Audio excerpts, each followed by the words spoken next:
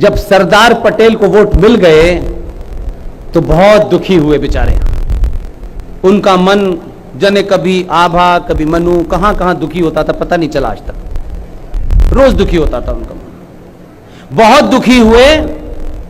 उन्होंने अपने सबसे नजदीकी आदमी जिसको इस काम के लिए रखा था, जानते हैं उनका नाम क्या है? मैंने वही कहा कि हमारे हीरो कहीं भी हों, अगर उन्होंने उस समय खड़े होकर के उनके बारे में कहा भी होता तो वो नस्लें मरती नहीं, जिंदा रहती। उस आदमी ने अपनी किताब लिखी है, किसी ऐरे गहरे की किताब का रेफरेंस नहीं है, लेकिन कुछ चाटुकारों ने किताब ही मार्केट से गायब कर दी, क्योंकि वो किताब भी भारत सरकार के प्रकाशन विभाग ने छापी थी। लेकिन अल्लाह मियां ने हमको ऐसे ही नहीं भेजा है, कोई एजेंडा है उसका हमको भेजने का।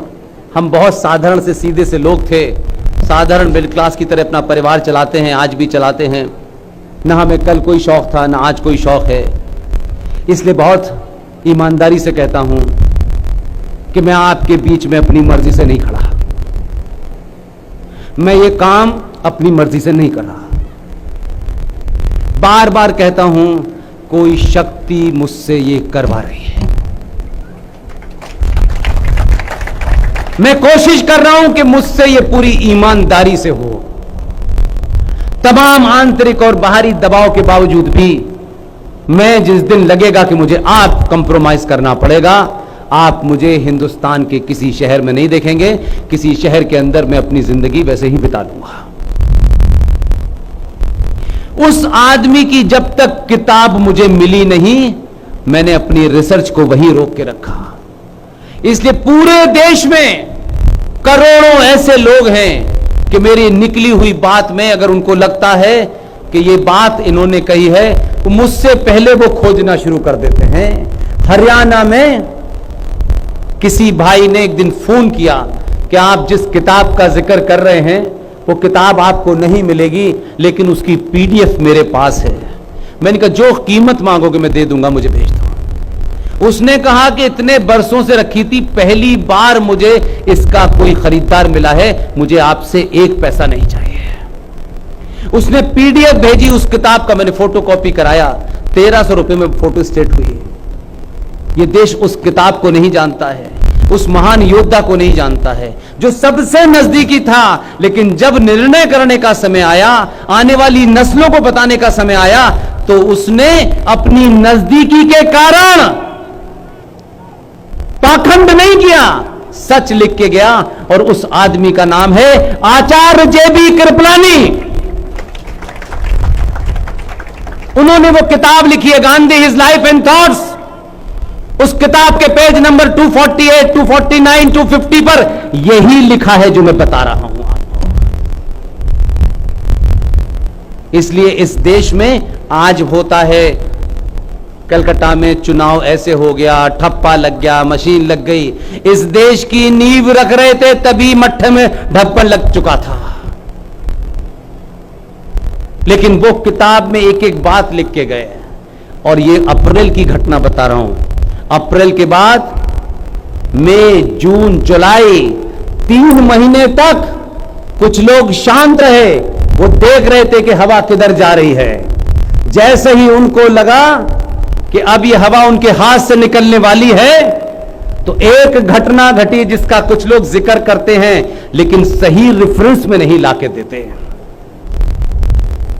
अगस्त 16 अगस्त 1946 मुस्लिम लीग ने जो 1940 में रेजोल्यूशन पास किया था पाकिस्तान बनाने का, उनको लगने लगा कि भारत में यह डेमोक्रेसी की बीमारी शुरू हो गई है और डेमोक्रेसी से तो हमारे पास इतनी सीटें नहीं आ सकती कि हम पाकिस्तान कैसे लेंगे। तो उन्होंने डेट याद रखिए, 14 अगस्त 1940 एक कॉल दी, एक आह्वान किया। और पश्चिम बंगाल, जहां आज जो कुछ हो रहा है लोग समझते हैं ये नई बात है, क्योंकि सनातनी को भूलने की बीमारी है। उसने इंजेक्शन लगा लिया है। हम नहीं जानेंगे अपने शत्रु को, हम दुनिया को जिम्मेदार ठहराएंगे, अपने आप को नहीं ठहराएंगे। मुस्लिम लीग का एक लीडर जो उस समय बंगाल का चीफ मिनिस्टर था, उसका नाम था हुसैन शहीद सोहरावर्दी। उस हुसैन शहीद सोहरावर्दी ने इस इशारे पर कि भारत की आजादी का वक्त पास आ रहा है, सरकार भी इंग्लैंड के कहने से बन गई है, गवर्नर जनरल भी आखिरी आ गया है, तो फिर पाकिस्तान कैसे मिलेगा।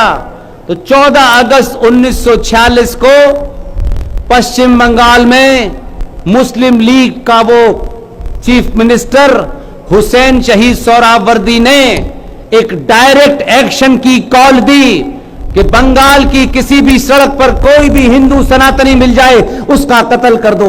15,000 सनातनी हिंदू बहन बेटियों की लाशें 3 दिन तक बंगाल की सड़कों पे पड़ी रही। और पिताजी जो दिल्ली में बार बार कह रहे थे कि भारत कि अगर बटेगा तो मेरी लाश पे बटेगा। अब अगर आज के दौर में मैं ये कहूं कि सनातनियों को मूर्ख बनाते रहे और बंगाल में 15,000 सनातनी हिंदू लड़कियों और औरतों का कत्ल हो गया, तो पूछा गया कि जब भारत बटने लगा था, जब आग लग रही थी वेस्टर्न बॉर्डर पर, तब कहां थे पिताजी आप? तो पता है पिताजी कहां थे? पिताजी दिल्ली से निकलकर अपनी बकरी के साथ बंगाल पहुंच गए और बंगाल में सनातनी हिंदुओं का एक योद्धा, मुझे दुख इस बात का होता है कि आप अपने न शूरवीरों को जानते हैं, न योद्धाओं को जानते हैं, न अपनों को पहचानते हैं। आपको अपने लोग तो फ्री के लगते हैं और दूसरे का कोई कुछ कर दे तो उसका गुणगान करते हैं। ये इतिहास में उसको याद नहीं रखा, ये हमारे हिस्से आया है कि हम उसका इतना नाम लेंगे कि उसका कोई वंशज जिंदा होगा तो खुश तो होगा कि कम से कम कोई नाम लेने वाला तो है हमारे यहां। उस गोपाल पाठा ने हथियार उठाया और जब एक तरफ से मारना शुरू किया तो शांति के पुजारी हमारे पिताजी बंगाल पहुंच गए और कहा कि मैं जीवन त्याग दूंगा, आमरण अनशन पे बैठ गए। उसने मारना नहीं छोड़ा और उसके बाद उन्होंने विनती की कि गोपाल पाठा तुम हथियार डाल दो। गोपाल पाठा ने उनके मुंह पे कहा, गांधी जी आप कहते थे कि भारत मेरी लाश पे बटेगा, पूरे देश में आग लगी हुई है, आप बंगाल आए हैं, मेरी माएं बहनों के सामने बेटियों के सामने रेप होता रहा, 3 दिन से आप नहीं आए, जब मैंने हथियार उठा लिया तो आप आ गए और आप कहते हैं शांति के लिए हथियार डाल दो। उनका नहीं, हथियार नहीं डालूंगा। हथियार लेके चला गया। मुस्लिम लीग को पता था वोट के माध्यम से पाकिस्तान नहीं मिलेगा हमें, तो उन्होंने 14 अगस्त 1946 को डायरेक्ट एक्शन करके हजारों हिंदू औरतों को मारा ताकि भारत की हिंदू सत्ता डर जाए, और डर गई। यह अगस्त की घटना है और इसमें एक लाइन इसलिए जोड़ देना चाहता हूं ताकि आप इस भ्रम से दूर हो जाएं। रमजान पवित्र महीना है। रमजान में गरीबों को, बीमारों को खाना खिलाना। रमजान इसलिए होते हैं कि हमें भूख का एहसास हो। ऐसे प्यारे प्यारे कोका कोला की तरीके से मार्केटिंग करने वाले जुमले गढ़े गए।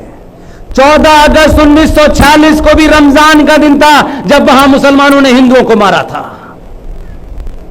लेकिन आज की नस्ल जो है वो हमको ज्ञान देने लगती है। अगस्त कि जैसे ही ये घटना हुई, ग्रेट ब्रिटेन को अंदाजा हो गया कि हालात हाथ से बाहर निकल रहे हैं। अगस्त के बाद कौन सा महीना आता है? सितंबर। आनन फानन में ग्रेट ब्रिटेन के इशारे पर 2 सितंबर 1946 अंग्रेज अफसर वॉविल उसको तैयार किया गया और फूल वाले चचा को भारत के पहले प्रधानमंत्री की शपथ ग्रेट ब्रिटेन का झंडा यूनियन जैक के नीचे किंग ऑफ ग्रेट ब्रिटेन के प्रति अपनी आस्था और निष्ठा प्रकट करते हुए वॉविल ने भारत के पहले प्रधानमंत्री की शपथ दिलाई 2 सितंबर 1946।